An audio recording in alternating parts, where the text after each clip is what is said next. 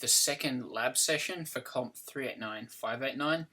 Today we're going to be looking through some advanced SQL queries, focusing mostly on select queries, so we're picking straight up from where we left off in lab session number 1. The content from today's lab session is based upon the first half of the material from Chapter 5 from the Fundamentals of Database Systems text. So you're going to be going through and running through all of the examples and bits and pieces from that chapter, and then carrying out some exercises and implementing some queries at the end. So before we get started, first of all, we're just going to set up this week's database. So from last week's database, right at the end, you should have actually created a backup of your prac01 database. And if you didn't, you can actually go through and use the pgdump utility to just create a backup of your database and store it in an SQL file, like so in this particular command here. And then we can actually go and create a new database for week 2. So create DB and put the name of your new database, log in, and using the /i command, we can actually execute the SQL statements in that backup file. So you can go and complete that now, just so you've got your database ready for week 2, so that you can run the examples and do the bits and pieces for this particular prac there. So once you've got that completed, we can move on. The first little part of this this prac session actually covers a little bit of theory. It's just to get you kicked on with building your conditional statements. So in SQL, it's possible to have null-valued attributes. So in particular, if the situation occurs when we have data that's simply unknown, attributes that are withheld from the database, or the attribute may not be relevant to the entity that the tuple represents. So we can end up with columns of data in our database tables that actually have null values in there for particular rows. So when null values are involved in comparison operations, so if you're comparing an attribute that contains a null value to another value, the result is considered to be unknown. And that's simply because we don't know what these null values actually equate to. And it gives rise to a system of 3-valued logic, where we have true, false, and unknown values.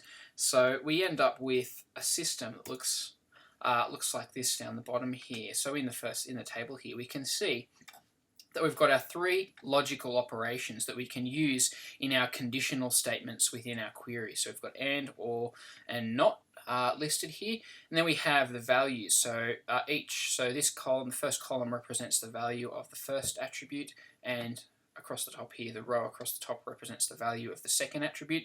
So if we are comparing, if we've got the operation true and true, obviously we get an answer of true. If we have true and false, we have a value of false. If we have a value of true and unknown, then we have the unknown value there. If we have unknown and unknown, obviously we have unknown as well. So that gives you the truth values from these logical operations when we introduce our third value there, our unknown value. So for example, if we have unknown and true, that equates to unknown. And if we have unknown or true, then that equates to true, because we still know that something, if one part of that expression, if one side of the or expression is true, that's going to be true. And if we have not unknown, it's going to be unknown. So that's just a little quick aside there, just covering off on our system of 3-valued logic. Now, in SQL, 3-valued logic can be used for assessing our null values within our attributes. So we can achieve that by using the is and is not operators for looking for the null values. So we can see here, if we want to return all employees that don't have any supervisors, we can actually check for null values in the super SSN, so the supervisor serial number attribute or field on the employee table. We do that using the is operator, and we're looking for a null value there. So if we go and run that one through our database here, we'll get a list of our supervisors. So here we can see we've got 7 rows returned. So these are all of the employees that don't have supervisors or have a null value in that particular column, and we can get the negation of that.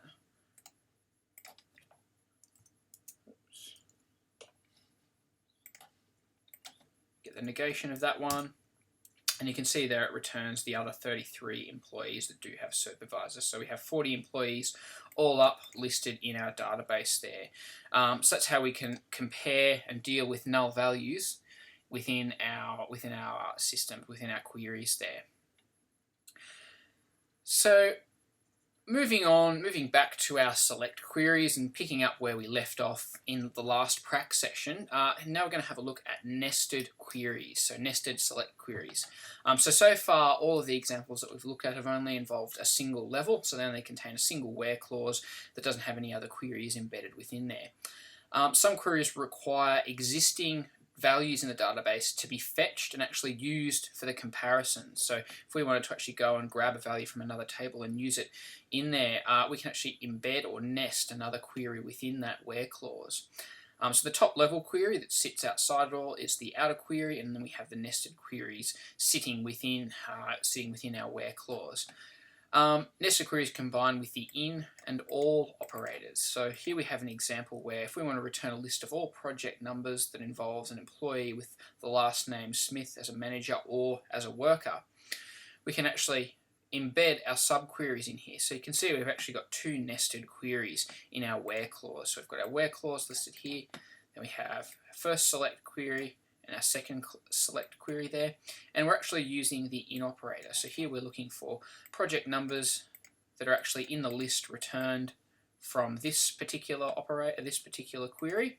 So you can see here that we're selecting the project number from this particular query, and we're joining the department, employee, and project tables together and restricting based upon a last name of Smith. We've then ORed all of that together, and we're now going down and again having another in statement here, checking if the project number occurs in this particular situation here. So you can see here that we're comparing, in this example, we're comparing the manager serial number with the employee serial number, and here we're only interested in the employee serial number from our works on relationship there. So if we go through and run that, we can actually get a list of projects that particular employee works on as either an employee or a supervisor. So it returns 11 rows there. So if we run our subqueries here, we can go in and pull our query apart. We can see here if we grab that one there, paste that one in. You can see there that there's no rows returned for the manager check. So here we're looking for a manager serial number against the employee serial number with last name Smith. However, when we return this one, you can see here that we'll actually get some rows of data returned there. Oops, I've copied a tab.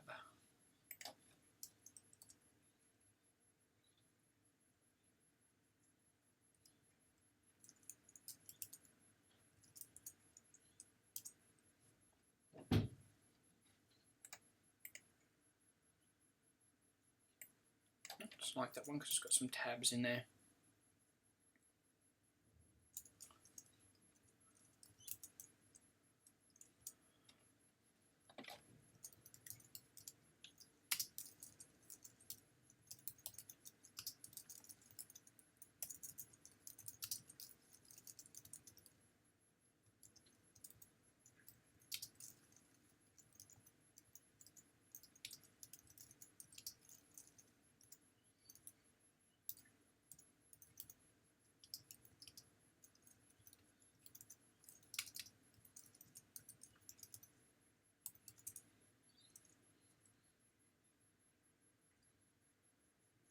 What have we done here? /dt. Why don't we have an employee table? We do.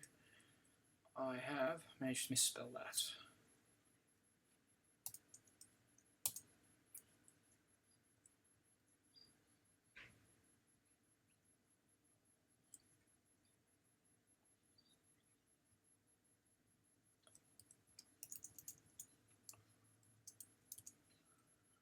So you can see that we get two rows returning that particular situation from that subquery there that links up with the remainder of our query there. So if we kick back in to our examples here, if the nested query only returns a single tuple, we can actually we can actually compare that with other values, so it'll be a scalar, and we can actually use that to compare against other operators using the equivalence operators, so less than, greater than, equal than. You can also compare sets of attributes. So in this example here, we're actually checking if the project number and the hours works. We're grabbing the employee serial numbers from the works on table, where the project number and the hours matches the works on for this particular employee. So this will return true. This will return rows that actually have those particular attributes matching within the subquery and the outer query as well. So using the all operator, we can actually compare a single value in the outer query with a multi-set, with a whole set of values that are returned from the subquery. So in this particular example here, we can actually see we're going to return all of the employees with a salary greater than all employees in department 5. So we start off in our subquery by selecting the salary from employee where department equals 5. So if we go and run that one,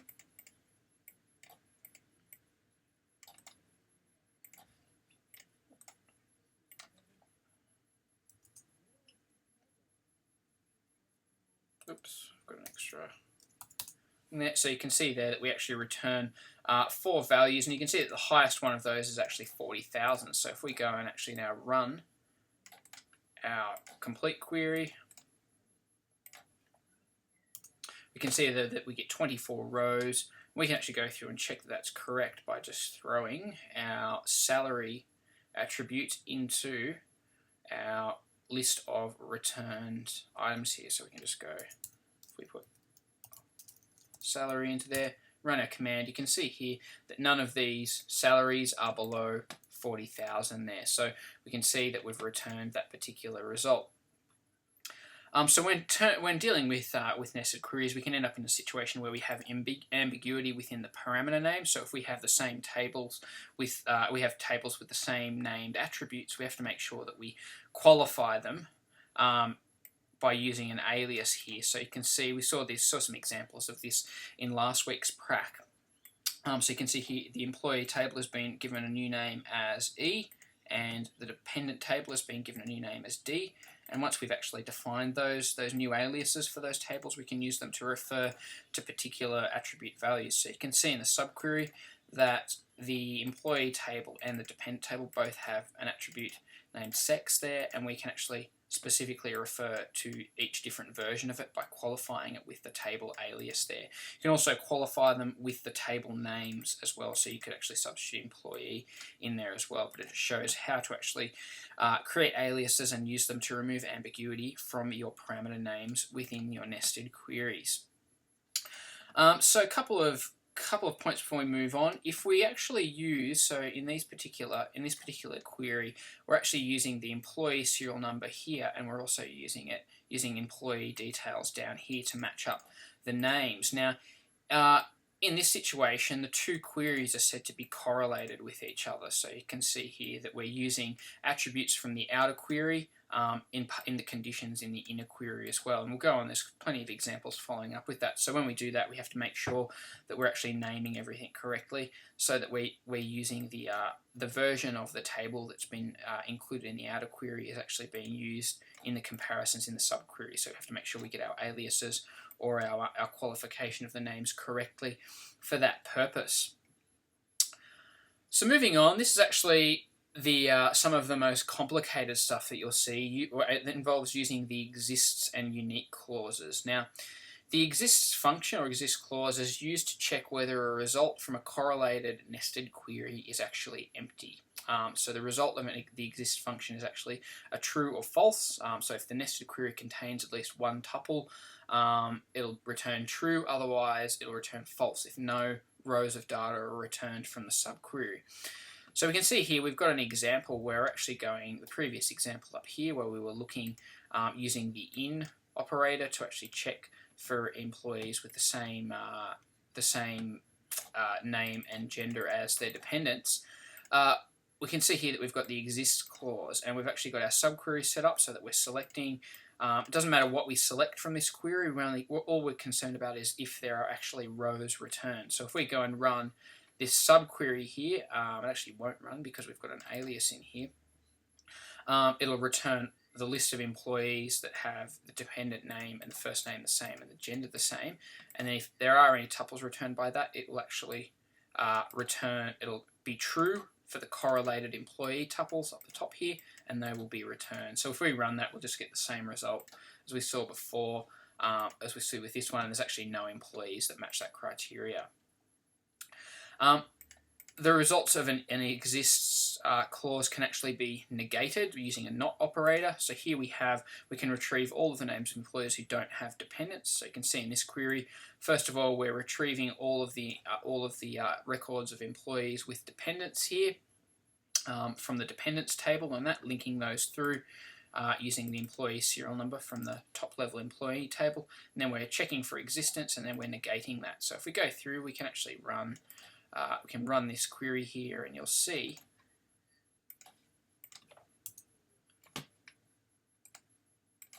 drop that one in. We can actually see that we've returned the names of all of the employees who don't have dependents. So I've actually returned 34 rows there. If we remove that negation and we find all of the employees that do have dependents and drop that one in, you can see that we'll get 6 rows of data returned here. So we jump through and we can see we've got 6 rows of data, which are the other 6 employees that do have dependents there. So important things to note, it doesn't matter what you actually return, what columns of data you return from the inner query, it's only worried about whether there are tuples that exist there. So these values aren't passed up into the outer query in any way. And the result of this statement, or this statement here, is simply a true or a false. There's no, so it's evaluated for each tuple in the outer query, in the outer actual tables. So for every employee table it goes through and it actually carries out this test to see if that's true, and if it's true it'll actually include that employee in the result that's ultimately returned for the outer query. We can actually extend that query to actually name the managers with at least one dependent, and we do that by adding an additional exists clause, so we can actually AND them together. So we've got our original query here where we're finding all of the employees that are dependents, and then we actually check if any of them manage a department by putting another subquery in here where we actually select the department, such as our employee serial number is equal to the manager serial number, which is from the department table. When we go and run that particular query, you can see that there are 3 such employees in our database for that satisfy that one. So in this example, we have 2 nested queries sitting down there, and we've got our AND clause between them. So if both of these return true, so if this one returns true and the bottom clause here returns true, then the employee will be included. So remember, we're going through and testing for these conditions against every employee in that table. So the final and most complex construct that we're going to look at in this course is actually the universal quantification course. So if we have a situation where we actually want to retrieve all records that relate to other records, we can do that through this particular contract. So here we have an example where we're retrieving the name of each employee who works on all of the projects managed by Department 4. Now, in order to do that, we actually need to think about this. We actually need to rephrase this query, and we can rephrase it by selecting the employee such that there does not exist a project controlled by Department 4 that the employee does not work on. So kind of adding a negation there to actually achieve our query. So we've done that by using, again, a double nested query. So in the first nested query, we actually get all of the projects that are worked on by we get all of the works on records that are involved with Department 4, and then we're checking for, again, all of the works on records that are related to a particular employee here. And again, we're ANDing those together. So we can see here if we're finding the employee such that there does not exist a project controlled by Department 4 in our first clause. And the second clause, we're finding that the employee does not work on. So we've linked that through with our project number, and we're producing our output here. So we can see here, if we go through and run this particular statement, we'll actually end up with 2 such records returned from our database here. So and we can go and have a look. We can actually select our project number there. We can work out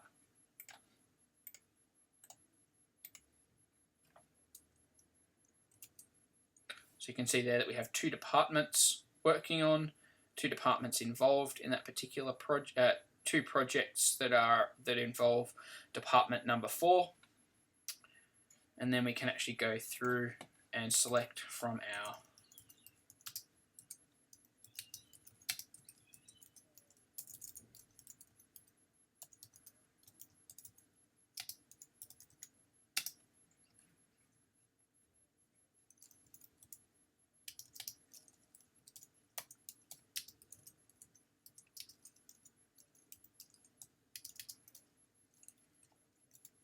we can get all of the works on records from that. So you can see here that we've got 4 works on, we've got 6 works on records, sorry, and we actually have a couple of different employees returned here. So we have 4 different employee numbers returned here.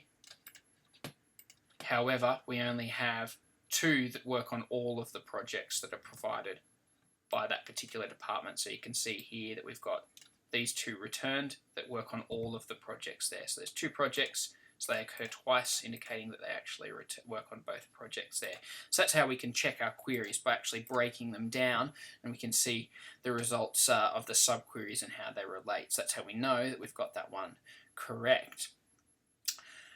So that's probably the most complex construct that you'll have to work with in this course. So if you can go through and get your head around those types of queries, and you'll have some examples of those in the exercises for this prac, then you'll be well set for the remainder of the course. So the final little section here is just a quick look at a couple of different table joins. So up until now, we've only looked at equijoins, where we've actually explicitly stated the join condition between our tables. So for example, when we're joining, we've got an example down here where we're joining our employee and department tables, we actually specify that we want the department number from the employee, which is the DNO, and the D number to be the joining condition there. We can actually use the alternate join syntax to achieve that as well. Now, the main difference here is that the join syntax involves using join table in the from clause. So we specify how our joins are going to work up here, instead of messing them up down in the where clause, where we've actually got the other restriction conditions also sitting. So we might actually we end up with a sort of a convoluted query where we've got restriction conditions and join conditions all defined within our where clause. So using the join clause, we can actually specify the 2 tables that we want to join together, and we can actually specify the condition. So the result of this particular statement will be a single relation that consists of all of the tuples joined together from both tables into single columns of data here. Then we can just leave the where clause to actually be responsible for restricting the tuples that are returned from those. So another way to achieve this is also through the use of a natural join. So a natural join actually just performs the same equijoin operation, but it actually searches through the parameters, the attributes, sorry, for each table, and actually looks for ones that are named the same. So we can actually go and rename our variables. So you can see here we actually have some syntax here to rename our variables from our department table, and then use that for our join condition. So we can see here that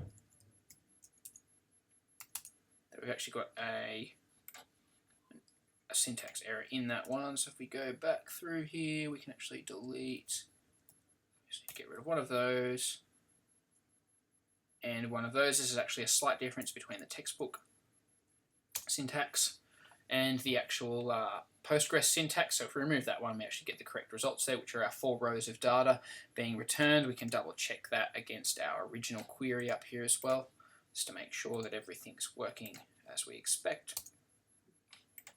And we can see there that it is, we're getting the same data returned there, just with the different with the address field cut out there. So So there's just the two ways of joining the tables in the from clause instead of using the explicit attribute join conditions in the where clause. It might just tidy up your queries a bit. The final join we have to look at is the outer join. Now, so far we've only looked at inner joins. So with an inner join, we only get rows of data returned from the join result, whereby there are tuples from both tables that actually link and participate. So if we have a tuple in table 1 that doesn't participate or join with table 2, then it won't be returned in the result of an inner join. Now that's not always desirable. Sometimes we want to return tuples from one table even if they don't have a record in the other table, and we achieve that through an outer join. So I've got an example here. If we wanted to return a list of all employees and their supervisors, including those without a supervisor, we actually have to use a left outer join. Now the direction of the join indicates the side of the join that we want to have all of the tuples returned from, all of the rows returned on. So in this example, we want to get all of the employees